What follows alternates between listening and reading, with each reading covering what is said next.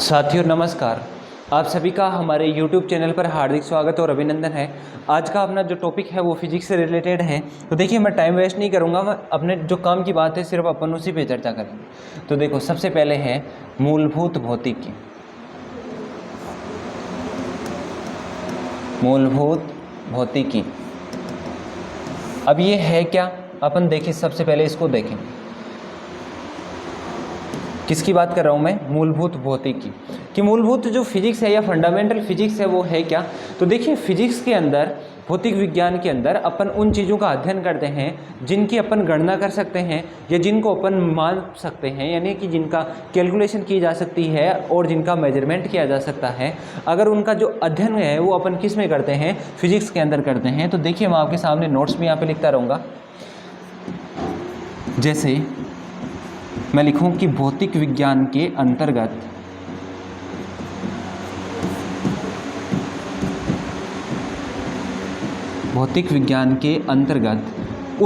उन चीज़ों का अध्ययन किया जाता है जिनकी अपन क्या कर सकते हैं? गणना कर सकते हैं। या भौतिक विज्ञान के अंतर्गत उन राशियों का अध्ययन किया जाता है,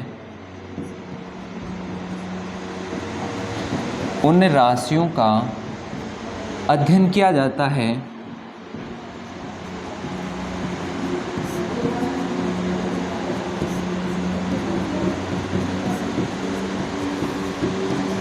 जिन्हें मापा जा सके तथा जिनकी गणना की जा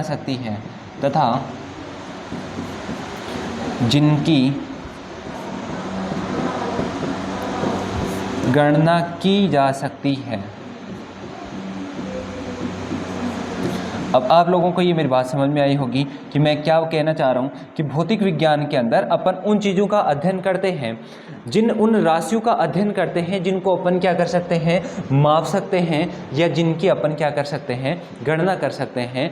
ये सब चीज़ें किसके अंदर आएगी? फिजिक्स के अंदर। जैसे मैं आपके सामने एग्जाम्पल की बात करूँ तो जैसे देखो दूरी है, दूरी को अपन माप सकते हैं या दूरी की अपन गणना भी कर सकते हैं। दूरी है, चाल है, चाल के अलावा बल है, बल के अलावा अपवर्तनांक है आदि। ये सब चीज़ें किसके अंदर अपन अध्ययन करेंगे? फिजिक्स के अंदर इन चीज़ों का अपन क्या करते हैं? अध्ययन करते हैं। तो अब देखो सबसे पहले अगर अपन लोग चर्चा करें, मैंने आपको बताया कि मूलभूत भौतिकी में अपन किन का अध्ययन करते हैं कि भौतिक विज्ञान के अंदर अपन उन चीज़ों का अध्ययन करते हैं जिनकी गणना कर सकते हैं, जिनको माप सकते हैं, उन सब चीज़ों का अध्ययन किया जाएगा। जैसे अपन बात करें दूरी, बल, विस्थापन, ये सब किसके अंदर आ जाएगी? भौतिक विज्ञान के अंतर्गत इन चीज़ों का अध्ययन करते हैं। अब सबसे पहले अपने पास में आता है कि ये जो भौतिक राशियाँ होती हैं ये दो प्रकार की होती हैं। भौतिक राशियाँ कितने प्रकार की होती हैं? दो प्रकार की। अगला पॉइंट है जैसे भौतिक राशियाँ।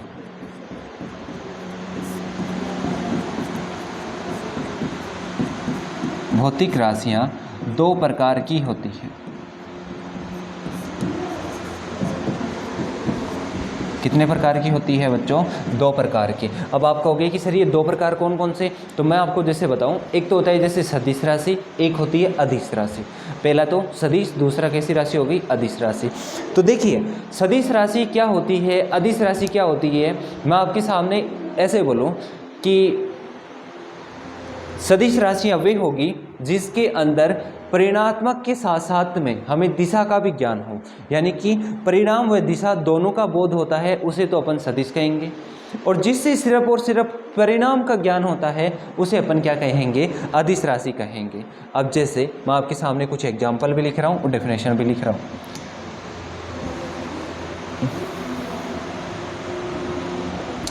देखना आप अच्छे से सुनना इसको।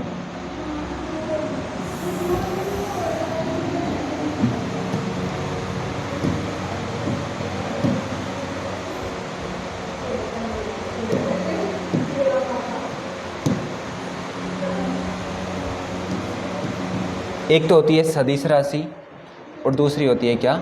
अदिश राशि। एक तो मैंने आपके सामने लिखा सदिश और दूसरा मैं आपके सामने लिख रहा हूं अदिश। अब ये सदिश और अदिश होते क्या हैं, ये राशियों के दो प्रकार हैं, जिसमें से एक तो है जैसे सदिश और दूसरा क्या है, अदिश। सदिश के लिए मैंने कहा कि वे राशियाँ जिनके अंदर क्या हो, दिशा का भी ज्ञान हो और दिशा के साथ साथ में हमें परिणाम का भी ज्ञान हो, उन राशियों को अपन क्या बोलेंगे, उन राशियों को अपन बोलेंगे सदिश राशि। देखो सदिश की डेफिनेशन मैं आपके सामने जैसे यहाँ पे लिखूं, वे राशियाँ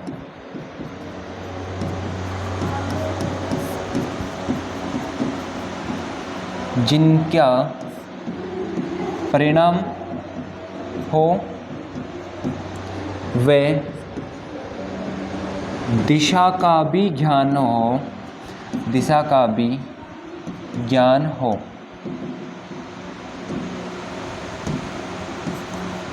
ज्ञान हो, क्या कहलाएगी, सदिश राशियाँ कहलाती है।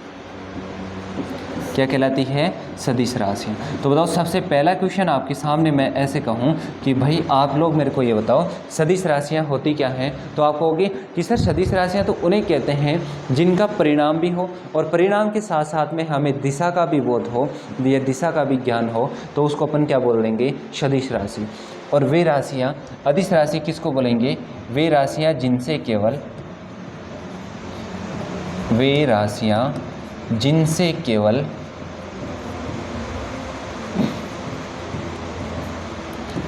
परिणाम का बोध होता हो,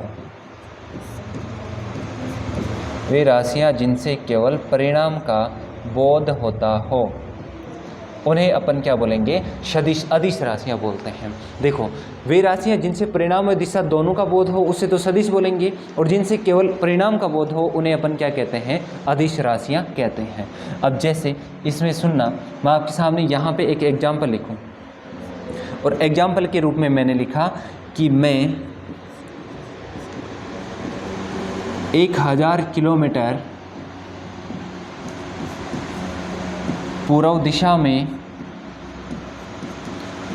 चलता हूँ, और मैं यहाँ पे दूसरा एग्जाम्पल लिखूँ, मैं 1000 किलोमीटर चलता हूँ, कितना चलता हूँ, 1000 किलोमीटर चलता हूँ। ये दो एग्जाम्पल आपके सामने हैं। अब आप इसमें से देख के मेरे को अच्छे से बता सकते हो कि सर इसमें एक चीज़ तो सदिश है, दूसरी अदिश है, कौन सी अदिश है, कौन सी सदिश है। देखो मैंने आपके सामने लिखा कि वे राशियाँ जिनके अंदर रिजल्ट भी हो और रिजल्ट के साथ साथ में डायरेक्शन का भी हमें पता हो।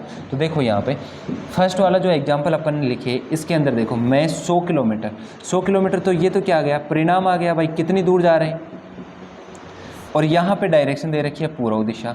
तो बताओ यहाँ पे दिशा का भी ज्ञान हो रहा है कि नहीं हो रहा, और जहाँ पर परिणाम और दिशा दोनों होती है उसको अपन क्या बोलेंगे, सदिश राशि बोलेंगे। क्या बोलेंगे, सदिश राशि। अब आगे वाला जो एग्जाम्पल है इसमें देखो 100 किलोमीटर तो दे रखा है, यानी कि इसमें परिणाम तो है, लेकिन परिणाम के साथ साथ में यहाँ पे दिशा का ज्ञान नहीं हो रहा। इसका मतलब ये कैसी राशि है, अदिश राशि। कैसी राशि है, अदिश राशि है। ये बात समझ में आई कि नहीं आई आप लोगों को, कमेंट करके बताओ आंसर कि आप लोगों को ये बात समझ में आ रही है या नहीं आ रही। अब जैसे मैं इसके एग्जाम्पल्स की बात करूं तो देखना आप, अगर अपन इसके एग्जाम्पल की बात करें या इसकी जो उदाहरण की बात करें तो देखो यहाँ पे मैंने लिखा जैसे विस्थापन। बताओ विस्थापन सदिश के अंदर मैं बता रहा हूँ, बिल्कुल सही बात है कि विस्थापन है। विस्थापन के अलावा और कौन सा हो जाएगा, भार हो जाएगा। भार के अलावा वेग भी होगा, वेग के अलावा बल हो जाएगा। विस्थापन, भार, वेग, बल, ये सब किस में आ जाएंगे, सदिश राशियों में। और अदिश राशियों के अंदर अगर आप एग्जाम्पल की बात करें तो इसमें क्या क्या आएगा बताओ, चाल, दूरी, ये सब किस में आ जाएगा, अदिश राशियों में आ जाएगा। आप लोगों को बात समझ में आई। जैसे कि मैंने कहा सदिश राशियाँ वे राशियाँ होती हैं जिनमें परिणाम व दिशा दोनों का ज्ञान होता है, सदिश राशियाँ कहलाती है। तथा अदिश राशियाँ वे राशियाँ होती हैं जिनमें केवल परिणाम का बोध होता है, उन्हें अपन क्या कहेंगे, अदिश राशि। और अदिश राशि के अंदर मैंने एग्जाम्पल लिखा कि मैं 1000 किलोमीटर चलता हूँ। 1000 किलोमीटर का मतलब क्या हो गया, यहाँ पे परिणाम भी है और परिणाम के साथ साथ में आपको क्या दे रखा है, परिणाम दे रखा है, परिणाम के साथ में दिशा नहीं दे रखी, इसका मतलब ये कैसी राशि है, कैसी राशि है बताओ, अदिश राशि हो जाएगी। एग्जाम्पल जो थे मैंने आपके सामने यहाँ पर लिख दिए। अब देखिए सबसे पहले अपन बात करें कि सर फिजिक्स के अंदर कुछ मूलभूत भौतिक राशियाँ होती है ना। हाँ बिल्कुल सही बात है कि भौतिक विज्ञान में 7 मूल राशियाँ होती हैं। नेक्स्ट देखना,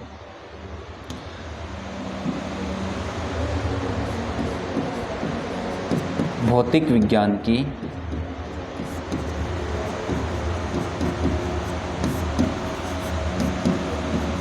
7 मूलभूत राशि, कितनी 7, और 7 क्या मूलभूत भौतिक राशियाँ की बात कर रहे हैं यहाँ पे।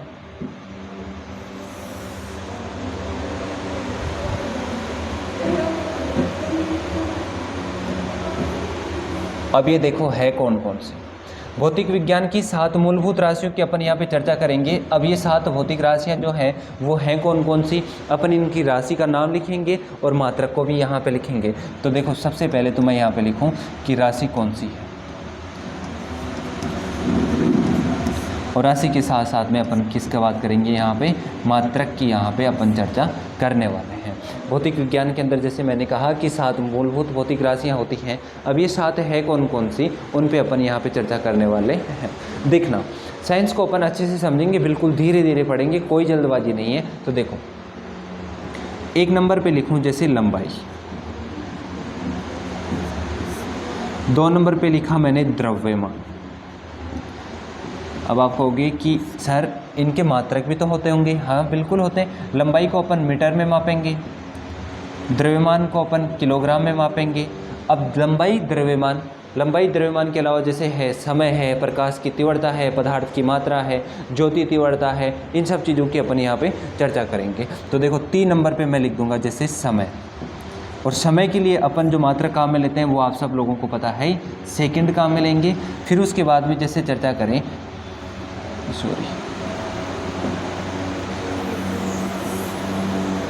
एक बार मैं इसको ऊपर कर देता हूँ।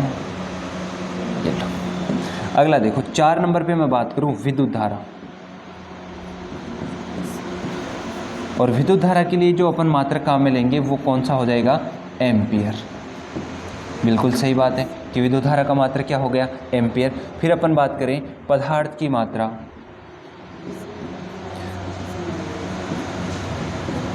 पदार्थ की मात्रा को अपन किस में मापेंगे, मोल के अंदर मापते हैं। फिर उसके बाद में 6 नंबर और 7 नंबर। 7 नंबर पे जैसे मैं लिखूँ यहाँ पे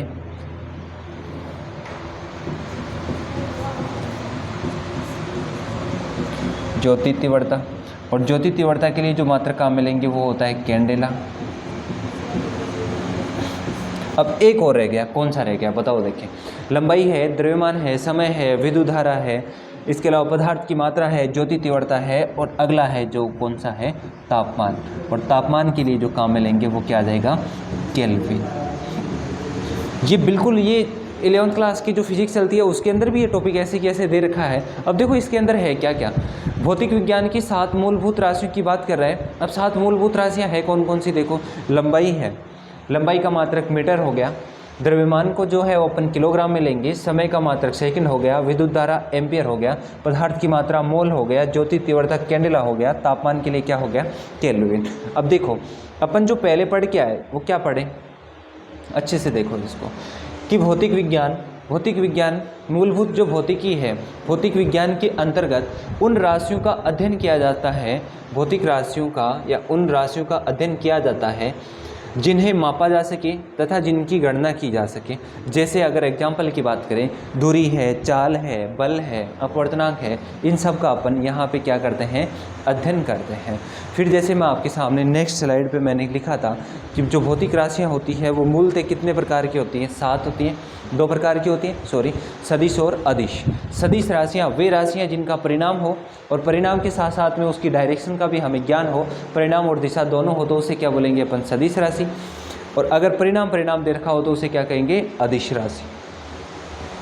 अगला देखो भौतिक विज्ञान की 7 मूलभूत राशियां हैं।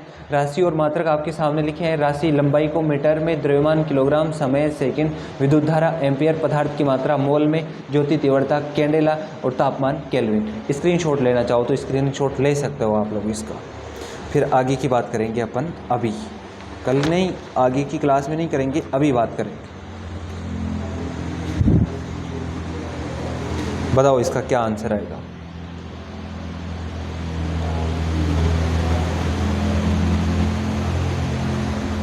हो गया, चलिए आगे। अब आगे की अपन बात करेंगे यहाँ पे दूरी और विस्थापन के बारे में। तो देखना, दूरी वर्सेज विस्थापन।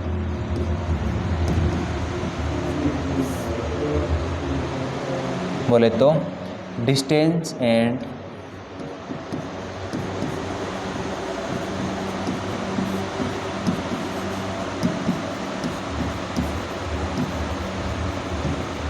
डिस्प्लेसमेंट।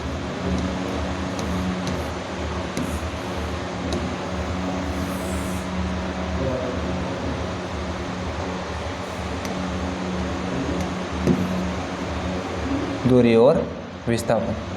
अब देखो, सबसे पहले मैं आप लोगों को बताऊं कि अपन दूरी और विस्थापन के अंदर अंतर देख रहे हैं। देखो, दूरी के साथ साथ में अपन किसको ले रहे हैं, विस्थापन को। देखो, जैसे मैं यहाँ से इस वाले बिंदु ए से चलना प्रारंभ कर दिया, मैं यहाँ से चल करके बिंदु बी तक गया, और ये बी वाली जो डिस्टेंस थी वो कितनी थी, 3 किलोमीटर की डिस्टेंस थी। मैं यहाँ पे बी बिंदु पे चला गया, फिर मैंने क्या किया, मैं बी बिंदु से चला और वापस यहाँ पे आ गया, ए वाले बिंदु पे। इसी रास्ते से गया था, जिस रास्ते से गया था उसी से वापस आ गया और यहाँ पर वापस आ गया। तो देखो, मैं यहाँ से यहाँ तक गया था, तब तो मेरा विस्थापन 3 किलोमीटर था, लेकिन मैं वापस इसी बिंदु पर आ गया, तो मेरा कोई विस्थापन हुआ क्या? अरे भाई, जैसे मैं यहाँ पर खड़ा हूँ, मैं यहाँ से चला तो मैंने कुछ दूरी तय की, वापस आ गया तो भी दूरी तो तय ही कर रहा हूँ ना। दूरी तो गया था तब भी तय किया, आया तब भी तय किया, लेकिन भाई जहाँ से चला था उसी जगह पे आ गया। इसका मतलब यहाँ का विस्थापन क्या हो गया, 0 हो गया। बताओ, बात समझ में आया कि नहीं आया आप लोगों को? मैं क्या कह रहा हूँ कि मैं जिस बिंदु से चलना प्रारंभ किया, मैं किधर भी घूम के अगर वापस, जैसे वो बोलते हैं ना कि सुबह का भूला भटका शाम को घर लौट जाए, तो उसे भूला हुआ नहीं कहते। वही बात है कि जैसे अपन मान लो कि पढ़ने के लिए कहीं जाते हैं, कोचिंग जाते हैं, घर से कोचिंग के लिए निकले, आए कोचिंग पढ़ लिए, विस्थापन हो गया कि घर से कोचिंग में चले गए। अब कोचिंग से वापस घर चले गए, इसका मतलब दूरी तो आप तय करके आए हो, बट आपका विस्थापन उस जगह पे क्या है, 0 है।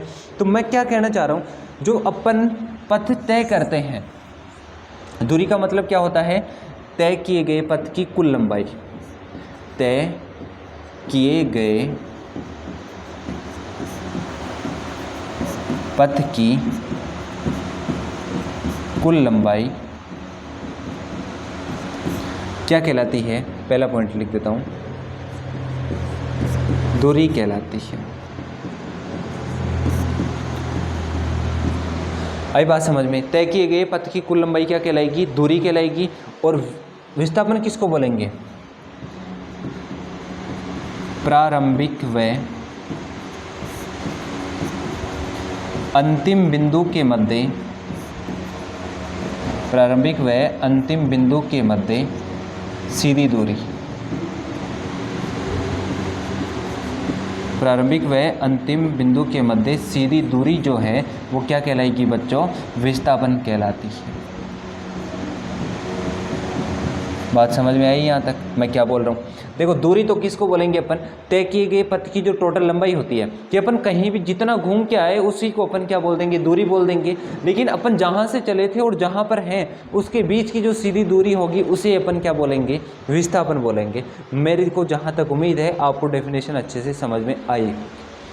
फिर देखो, दूरी के अंदर देखो, मैंने क्या कहा, तय किए गए पथ की कुल लंबाई, चाहे वो किधर भी तय कर रहा हूँ, किधर भी तय कर रहा हूँ, तो अब आपके पास में परिणाम है कि मैं चल के तो 10 किलोमीटर आया हूँ। अरे भाई, अपन जैसे मान लो घर से निकले तो घर वालों को ऐसे बोलते हैं क्या कि मैं इधर 10 किलोमीटर पूर्व में चला था, फिर 2 किलोमीटर उत्तर में चला था, ऐसे बोलते हैं क्या? ऐसे नहीं बोलते। अपन सीधा बोलते हैं कि मैं 20 किलोमीटर चल के आया।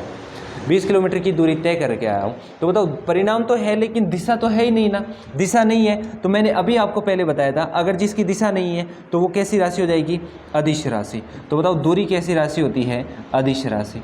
लेकिन भैया जब बात करें विस्थापन की, तो विस्थापन के अंदर तो दूरी भी है, प्रारंभिक और अंतिम बिंदु के बीच की सीधी दूरी तो आपको दे ही रखा है, पूछ ही रहा है, बता रहा है, डेफिनेशन में लिखा है कि प्रारंभिक व अंतिम बिंदु के मध्य की सीधी दूरी विस्थापन कहलाती है। ठीक है, कोई बात नहीं सर।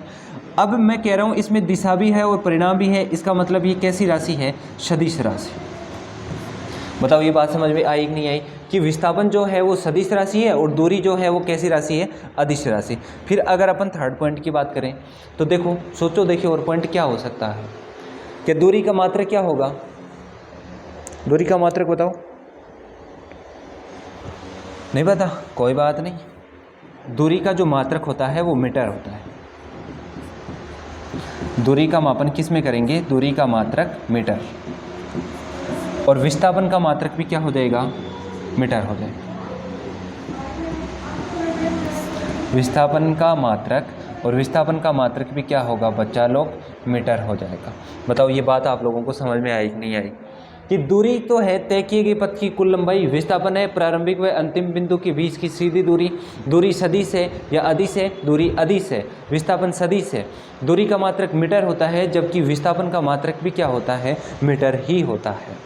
अब यहाँ से हमें पता चलता है, जैसे बच्चों मैं यहाँ से चला, इस वाले बिंदु से चलना मैंने प्रारंभ किया, कौन से बिंदु से, यहाँ पे जैसे मैंने मान लिया कि ये बिंदु ए था, इस बिंदु से मैं चला, मैं इधर से घूम के ऐसे घूम के इस बी बिंदु के पास में आ गया, फिर यहाँ से मैं चला, फिर ऐसे जाके सी बिंदु के पास चला गया, फिर इधर से चल के मैं वापस डी बिंदु के पास चला गया, और फिर वापस आके इधर आ गया ई बिंदु के पास, और टोटल जो पथ मैंने तय किया वो 40 किलोमीटर किया। कितना तय किया, 40 किलोमीटर। अब यहाँ से यहाँ तक की दूरी जो है वो 2 किलोमीटर ही है। भाई प्रारंभिक बिंदु ये, अंतिम बिंदु ये, दोनों के बीच की दूरी 2 किलोमीटर है, तो प्रारंभिक और अंतिम बिंदु के बीच की दूरी है कितनी, 2 किलोमीटर। तो आपको उस बिंदु का डायरेक्शन पता होगा कि नहीं होगा, कि पहले यहाँ पर था, अब इस वाली दिशा में है, इतनी दूरी पर है, तो परिणाम और दिशा दोनों आ गए ना। प्रारंभिक और अंतिम बिंदु के बीच की दूरी की अपन क्या कहते हैं, विस्थापन कहते हैं, तो ये क्या हो जाएगा, विस्थापन हो जाएगा। तो देखो मैं क्या कह रहा हूँ, विस्थापन का मात्रक भी मीटर हो गया, ये भी मीटर हो गया। अब जैसे मैं यहाँ से चला था, ऐसे घूम के इधर से आया, फिर बी सी डी ई के पास में आ गया, आगे नहीं यहाँ पे, तो यहाँ पे देखो मैं दूरी तो तय ही कर रहा हूँ ना। भाई मैं जब यहाँ से चला था, यहाँ से चला, ये बिंदु मैं ए मान लिया, मैं यहाँ से चल के बी के पास में आ गया, फिर बी से चल के मैं सी के पास में चला गया। जब मैं ए वाले बिंदु से चला बी के पास में गया, बी वाले से चला सी के पास में गया, तो देखिए जब मैं क्या बोल रहा हूँ कि मैं ए बिंदु से चलना प्रारंभ किया, ए से चल करके मैं बी के पास में गया, बी से चल के सी के पास में चला गया, तो भाई साहब मैंने कुछ दूरी तो तय की है ना, कुछ दूरी तो तय की है, या ऐसे ही यहाँ से उठ के सीधा जाके यहाँ बैठ गया था, कोई शक्तिमान तो था नहीं कि मैं डायरेक्ट उठ के यहाँ से यहाँ चला गया। अब देखो मैं यहाँ से चला, तो जैसे मान लो कि मैं ए से चला बी के पास में 2 किलोमीटर चला, बी से सी के पास में 1 किलोमीटर और चल लिया, तो भाई साहब दूरी तो ऐड ही हो रही है ना। लेकिन मैं जब यहाँ से गया, यहाँ पे ये वाली दूरी तो घट गई ना। इसका मतलब मैं क्या कहना चाह रहा हूँ, दूरी होगी, और जो दूरी अपन तय करेंगे, पहली बात तो दूरी होती है तय की गई पथ की लंबाई। जैसे मान लो कि मैं यहाँ से, आप कोचिंग से निकले, घर से निकले, कोचिंग आ गए, 10 किलोमीटर की दूरी तय की, फिर वापस घर पे चले गए, विस्थापन तो 0 हो गया, लेकिन दूरी क्या है, धनात्मक है, और 10 में से 10 ऐड करेंगे तो क्या हो जाएगा, 20 होगा कि नहीं होगा। तो देखना मैं क्या कह रहा हूँ, मेरा अगला पॉइंट यही है कि चौथा पॉइंट क्या बोल रहा है कि दूरी जो है, दूरी हमेशा धनात्मक होती है। कैसी होती है, धनात्मक। दूरी हमेशा धनात्मक होती है, लेकिन भैया विस्थापन का ध्यान रहे, विस्थापन धनात्मक भी हो सकता है, धनात्मक के अलावा ऋणात्मक भी हो सकता है, वह शून्य भी हो सकता है। ये बात आप लोगों को समझ आई कि नहीं आई, आप कमेंट करके बता दो। मैंने लिखा कि दूरी जो होती है वो हमेशा धनात्मक होगी, विस्थापन 0 भी हो सकता है, ऋणात्मक भी हो सकता है, और शून्य भी हो सकता है। आप इसको स्क्रीनशॉट लेना चाहो तो ले सकते हो, आप मेरे को कमेंट करके बता दो अगर कोई चीज़ समझ नहीं आई हो तो।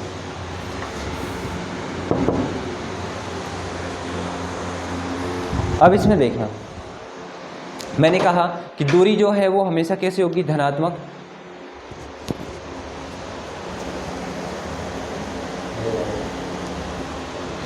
दूरी कैसी है, धनात्मक। विस्थापन कैसा है, धनात्मक, ऋणात्मक या शून्य है, बोल सकते हैं अपन इसको। तो अब यहाँ से डिस्टेंस का और डिस्प्लेसमेंट का एक रिलेशन निकल के अपने सामने आएगा। अब वो क्या है देखना है, दूरी और डिस्प्लेसमेंट का जो रिलेशन है उसको यहाँ पे देखना। एक बार थोड़ा सा इसको साइड कर दो।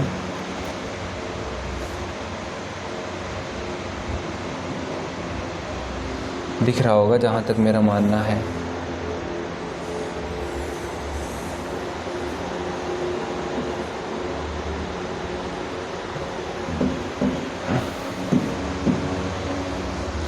अब यहाँ पे जैसे मैंने लिखा दूरी, और दूरी के बाद में मैंने इधर लिख दिया विस्थापन।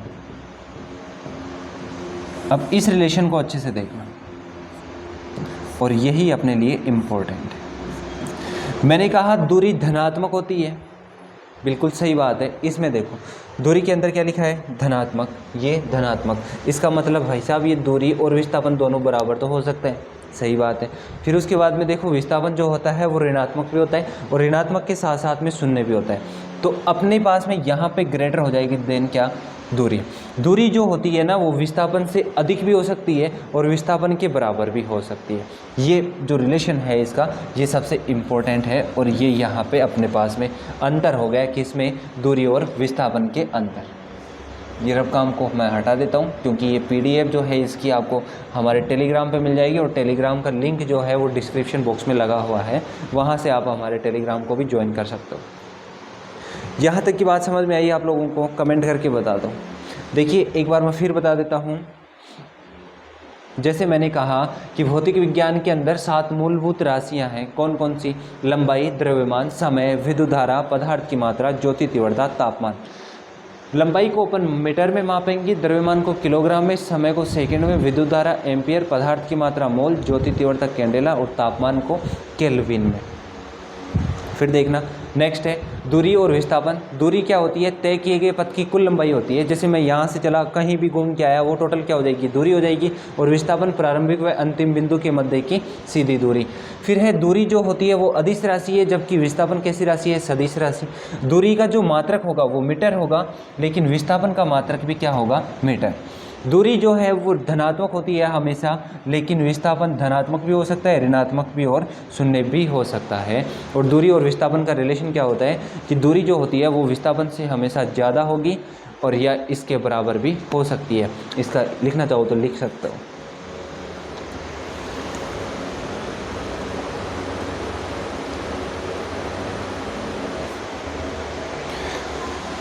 ये था। अब इसके बाद में देखिए अपने इक्वेशन पे यहाँ पे चर्चा करते हैं कि एक व्यक्ति है, और वो व्यक्ति एक वर्ताकार जो वर्त है उसके चारों ओर चक्कर लगा रहा है, और उस वर्त की परिधि 14 सेंटीमीटर है। परिधि की बात नहीं कर रहा मैं, त्रिज्या की बात कर रहा हूँ। तो देखो मैं क्वेश्चन आपके सामने लिख रहा हूँ।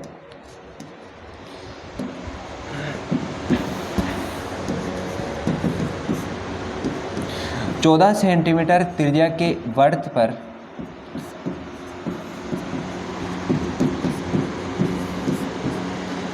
एक व्यक्ति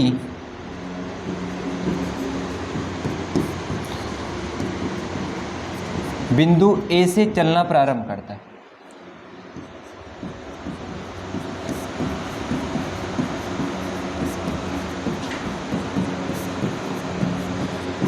और पुनः बिंदु A पर आकर रुक जाता है।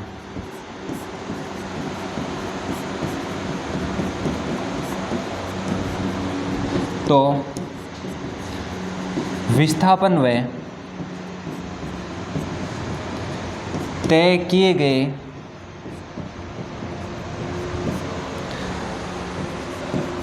पथ की कुल लंबाई की गणना कीजिए।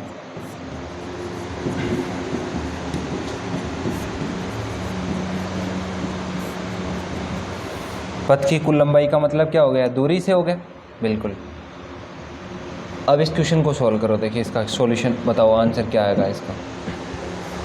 कि 14 मीटर त्रिज्या का, सॉरी मीटर है, 14 मीटर त्रिज्या का एक वर्त है, उस पे एक व्यक्ति है, वो बिंदु ए से चलना प्रारंभ करता है।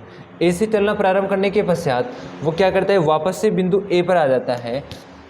तो विस्थापन व तय किए गए पथ की कुल लंबाई क्या होगी बताओ।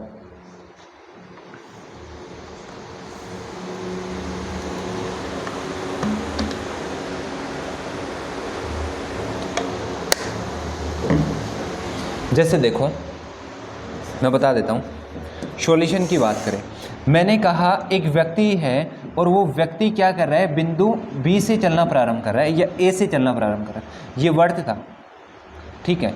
अब ये बिंदु वर्त है, यहाँ पे बिंदु ए है, एक व्यक्ति ने यहाँ से चलना प्रारंभ किया और वापस चल करके इसी बिंदु पे आ गया, चारों तरफ चक्कर लगाया, वापस यहाँ पर आ गया, फिर चक्कर लगाया, फिर वापस यहाँ पे आ गया। तो देखो इस वर्त की जो त्रिज्या है वो आपको दी हुई है, कितनी है, 14 मीटर।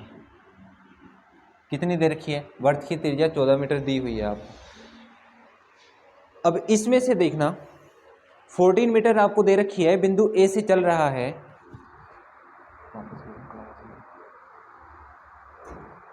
अब इसमें से देखना आप लोग, ये क्या बोल रहा है कि 14 मीटर इसकी रेडियस है और बिंदु ए से चलना प्रारंभ करके वापस उसी बिंदु पे आ रहा है। तो आप लोग देखो यहाँ पे कि ए से चला ए पर ही आ गया, मैंने कहा था जहाँ से चला वहीं पे आ गया, इसका मतलब विस्थापन उसमें क्या है, 0 है।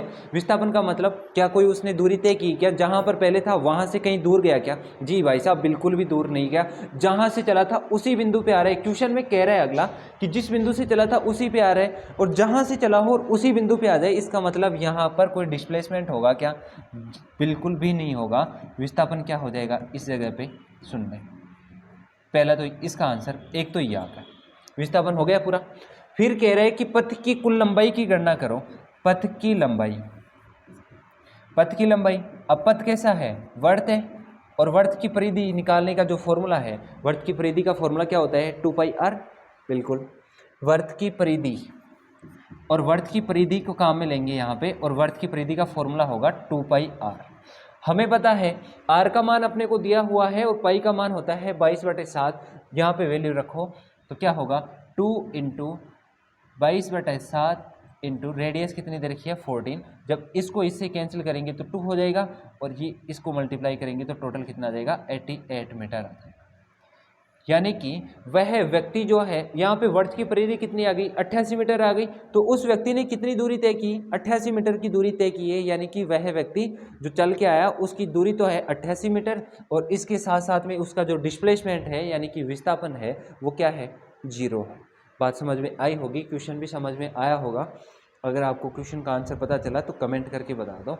अब एक क्वेश्चन आप लोग लिख सकते हो, जैसे मैं आपके सामने कहूँ कि क्वेश्चन नंबर 2 है, नेक्स्ट स्लाइड पे ले लेते हैं ना। क्वेश्चन नंबर 2 है, क्वेश्चन नंबर 2 ये कह रहा है कि एक वर्त जिसकी त्रिज्या 21 सेंटीमीटर है,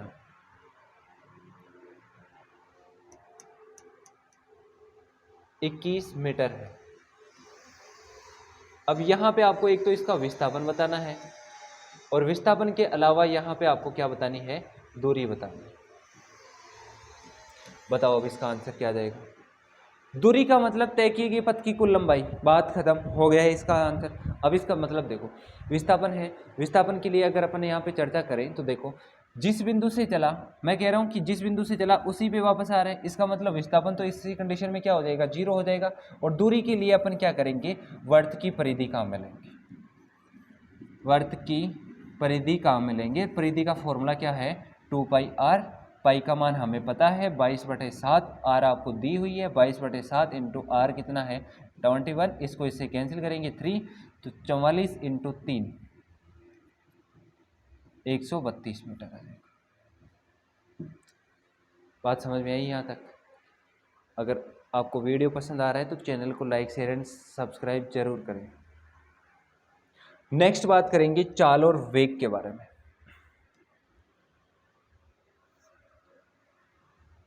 चाल और वेग,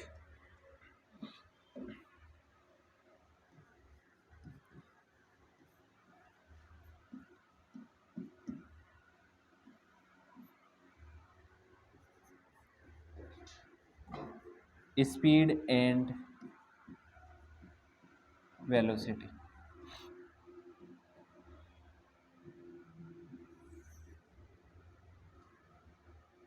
चाल और वेग क्या होते हैं, इनके बारे में अपन यहाँ पे चर्चा करने वाले हैं।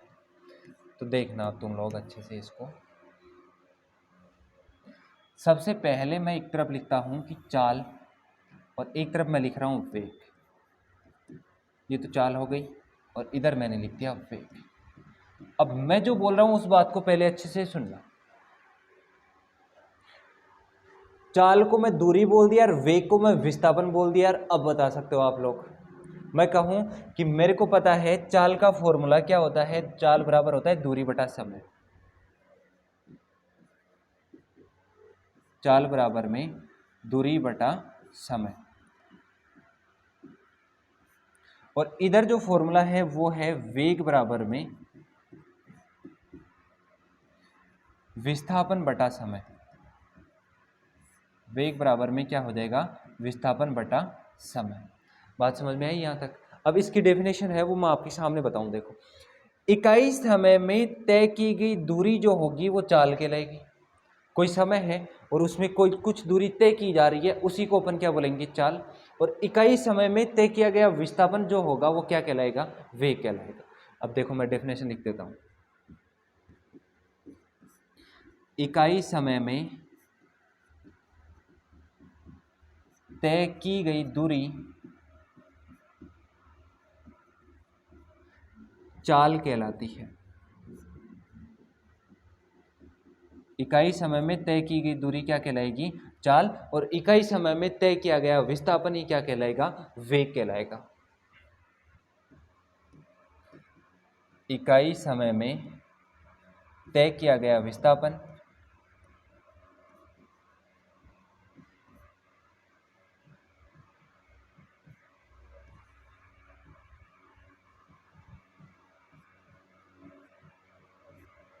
वेग कहलाता है। इकाई समय में तय किया गया विस्थापन क्या कहलाएगा, वेग कहलाएगा। अब सुनो मेरी बात, यहाँ पे 2 नंबर है अपने पास में कि सर इसके मात्रक क्या होंगे। तो मात्रक की बात करें तो देखो, चाल का फॉर्मूला तो अपने पास में क्या आया था, दूरी बटा समय। दूरी को अपन मापते हैं मीटर में, समय को मापते हैं सेकंड में। और विस्थापन को मापते हैं मीटर में, दूरी को जो समय है उसको मापते हैं सेकंड में। तो यहाँ पे देखो इसका चाल का मात्रक क्या हो जाएगा, दूरी को तो मीटर में, समय को सेकंड में, तो मीटर प्रति सेकंड हो जाएगा। और इधर भी क्या हो जाएगा इसका मात्रक, वही है कि विस्थापन का मात्रक तो मीटर और समय का मात्रक सेकंड। तो बताओ क्या हो जाएगा, मीटर प्रति सेकंड हो जाएगा। ये 2 अपन ने पास में यहाँ से निकल के शब्द आ गए कि चाल बराबर तो होता है दूरी बटा समय, विस्थापन जो वेग है वो होता है विस्थापन बटा समय। इकाई समय में तय किया गया विस्थापन तो क्या कहलाएगा, वेग कहलाएगा।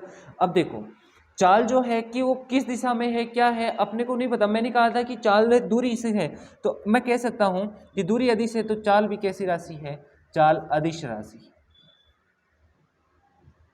चाल कैसी राशि होती है, अदिश राशि होती है। जबकि विस्थापन कैसी राशि है, सदिश राशि।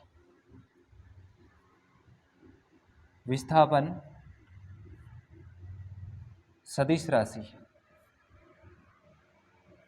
चाल अदिश, विस्थापन सदिश। बात समझ में आई कि चाल तो वेग की बात कर रहे हैं ना, वेग भी। अब यहाँ पे जैसे विस्थापन सदिश है तो मैंने कहा कि जो चीज़ सदिश उसी की तरह से अपने वेग भी क्या हो जाएगा, सदिश राशि हो जाएगी। बिल्कुल सही बात है कि वेग कैसी राशि है, सदिश राशि है। ये बात समझ में आई कि नहीं आई कि चाल सदिश है, चाल अदिश राशि है, और वेग कैसी राशि है, सदिश राशि है। अब यहाँ पे जैसे दूरी जो थी, दूरी क्या क्या थी बताओ, दूरी धनात्मक भी हो सकती है, ऋणात्मक भी हो सकती है, ऐसे पढ़े थे। या दूरी सिर्फ धनात्मक होती है, दूरी सिर्फ धनात्मक होती है। तो चौथा पॉइंट मैं लिख सकता हूँ, चाल जो है वो हमेशा कैसी होगी, धनात्मक। चाल धनात्मक होती है। और अगर बात करें वेग की, तो वेग देखो भाई साहब, धनात्मक भी हो सकता है, यानी कि पॉजिटिव भी हो सकता है, नेगेटिव भी हो सकता है, और जीरो भी हो सकता है। और सेम वैसा का वैसा रिलेशन हो जाएगा दूरी और विस्थापन जैसा। और वो रिलेशन क्या होगा इसके बीच का, वो देखना हो। मैं यहाँ पे लिख रहा हूँ, और इस चीज़ को आप अच्छे से नोटिस करना कि मैं क्या लिख रहा हूँ। चाल is greater than equals to वेग। और यही तो अपने को पढ़ना था, यही तो अपने लिए इम्पोर्टेंट है कि चाल जो होगी वो वेग से अधिक भी हो सकती है और इसकी क्या हो सकती है, बराबर भी इसके हो सकती है। इसी प्रकार से ये हो गया इसके बारे में, चाल और वेग का अंतर हो गया। और इससे पहले अपन पढ़े थे किसका, दूरी और विस्थापन का अंतर अपन यहाँ पे पढ़ लिए थे। अब इसके बाद में अपन बात करेंगे आगे त्वरण के बारे में। तो देखिए त्वरण होता क्या है, त्वरण का मात्रक क्या है, त्वरण की विमा क्या है, जो इसकी जो मेन चीज़ें हैं ना उनके बारे में अब मैं आपसे यहाँ पे डिस्कस कर रहा हूँ। ये पीडीएफ आपको मिल जाएगी, टेलीग्राम पे चले जाना, टेलीग्राम का लिंक डिस्क्रिप्शन में है, वहाँ से इसको डाउनलोड कर लेना। नोट्स लिखना चाहो तो लिख लेना, दयाना एग्जाम पुरानी एग्जामों के क्वेश्चन देख लेना कि इसमें से जो मैं लिख बता रहा हूँ इसमें से है भी कि नहीं है, आपको ही पता चल जाएगा। अब सुनो, इसको स्क्रीनशॉट लेना चाहो तो ले सकते हो।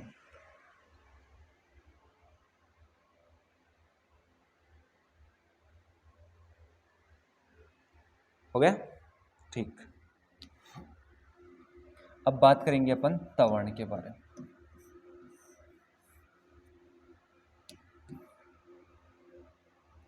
और जो त्वरण होता है उसको अपन कहेंगे वेग में परिवर्तन की दर, वेग में परिवर्तन की दर, और इस परिवर्तन की दर में लगा समय, इसी को अपन क्या बोलेंगे, त्वरण बोलेंगे। बात समझ में आई? यानी कि इकाई समय में वस्तु के वेग में होने वाला परिवर्तन, इकाई समय में वस्तु के वेग में परिवर्तन की जो दर होती है उसे अपन क्या बोलेंगे, त्वरण कहते हैं। यानी कि इकाई समय में वस्तु के वेग में परिवर्तन की दर,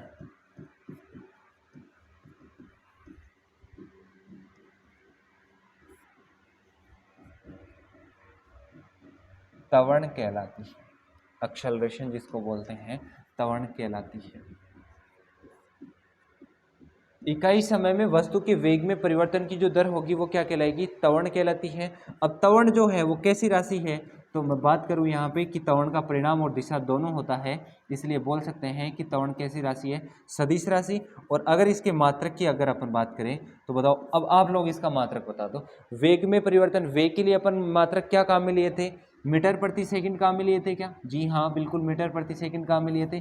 और समय के लिए क्या होगा, सेकंड। तो बताओ मैं इसको क्या लिख सकता हूँ, मीटर प्रति सेकंड स्क्वायर।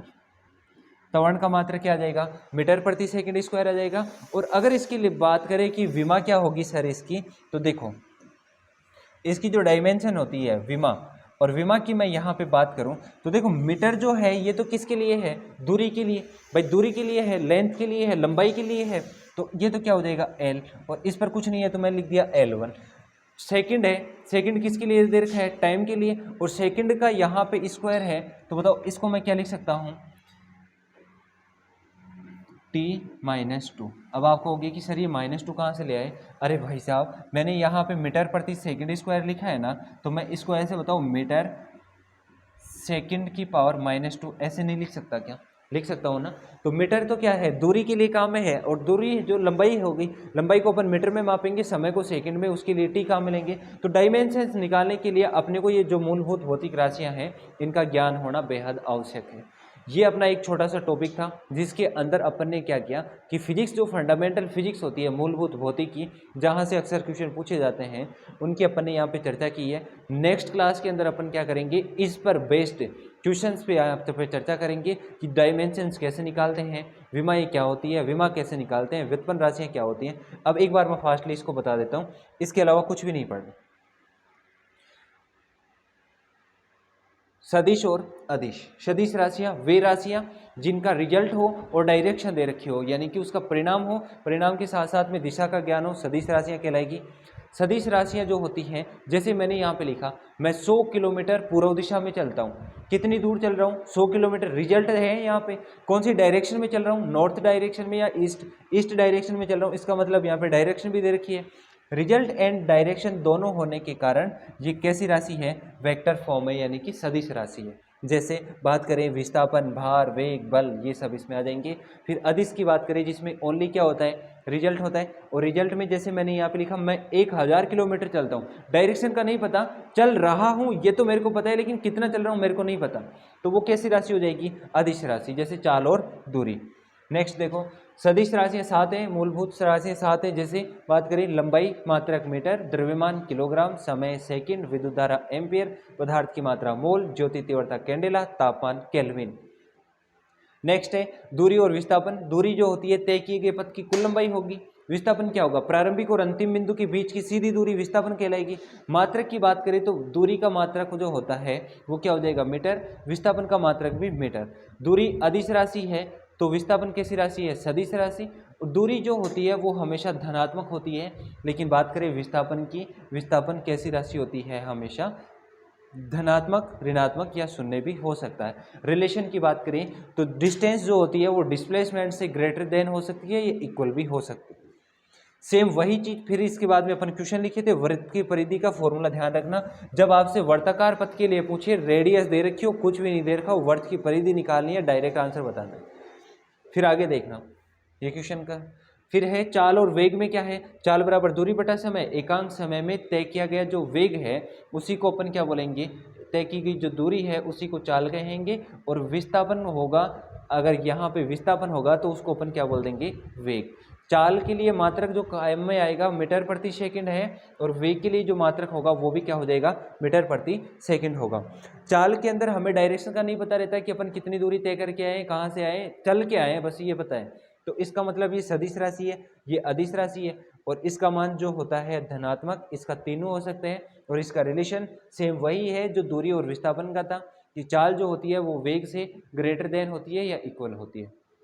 फिर उसके बाद में नेक्स्ट है अपना एक्सेलरेशन, बोले तो त्वरण। त्वरण क्या होता है, वेग में परिवर्तन की दर, यानी कि इकाई समय के अंदर वस्तु अपना जो वेलोसिटी है उसमें कितना चेंज कर रही है, यानी कि वस्तु अपने वेग में कितना चेंज कर रही है, वो क्या कहलाएगा, उसका त्वरण कहलाएगा। त्वरण सदिश राशि है, मात्रक मीटर प्रति सेकंड।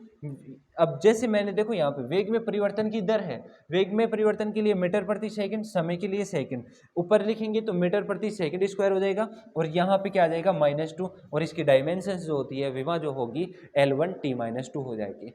ठीक है, अगर आपको हमारा वीडियो पसंद आए तो चैनल को लाइक, शेयर एंड सब्सक्राइब जरूर करें। कल की क्लास में बात करेंगे कार्य, ऊर्जा, शक्ति और दाब के बारे में। धन्यवाद।